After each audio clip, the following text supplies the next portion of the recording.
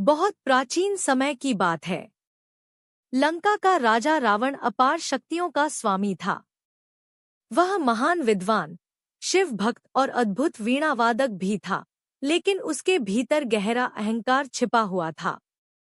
उसकी सबसे बड़ी इच्छा थी अमर बनना और तीनों लोकों पर शासन करना। इसी उद्देश्य से रावण कैलाश पर्वत के समीप पहुंचा और भगवान महादेव की कठोर तपस्या शुरू की। उसने वर्षों तक अन्नजल त्याग दिया और निरंतर नमः शिवाय का जाप करता रहा, किंतु महादेव मौन रहे। तपस्या से अधीर होकर रावण ने भयानक संकल्प लिया और अपने 10 सिर एक एक करके यज्ञ में अर्पित करने लगा। हर बार सिर कटते ही नया सिर उत्पन्न हो जाता और उसकी भक्ति और भी तीव्र हो जाती। जब रावण 9वां सिर अर्पित कर चुका, तब कैलाश पर्वत कांप उठा और आकाश से गंभीर स्वर गूंजा। भगवान महादेव स्वयं प्रकट हुए और रावण को तपस्या रोकने का आदेश दिया। रावण शिव के चरणों में गिर पड़ा और बोला कि उसने यह सब शक्ति के लिए नहीं, बल्कि सच्ची भक्ति के लिए किया है। महादेव प्रसन्न हुए और उसे वरदान मांगने को कहा। रावण ने अपराजय होने का वरदान मांगा। महादेव ने उसे चेतावनी दी कि शक्ति के साथ विवेक आवश्यक है, अन्यथा अहंकार विनाश का कारण बनता है।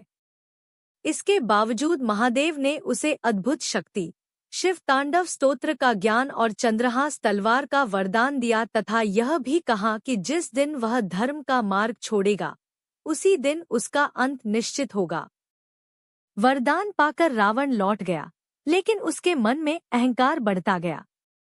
उसने अपनी शक्ति का दुरुपयोग करना शुरू कर दिया, ऋषिमुनियों को सताया, देवताओं को पराजित किया और अंततः माता सीता का हरण कर लिया। जब यह समाचार कैलाश पहुंचा, तो महादेव ने कहा कि अब रावण को अपने कर्मों का फल भुगतना होगा। राम और रावण के बीच भयंकर युद्ध हुआ। रावण ने अपार पराक्रम दिखाया, परंतु उसका अहंकार उसकी सबसे बड़ी कमजोरी बन गया। अंततः भगवान राम के दिव्य बाण से रावण का अंत हो गया। अंतिम क्षणों में महादेव प्रकट हुए। रावण ने पश्चाताप करते हुए कहा कि वह शिव की चेतावनी भूल गया था।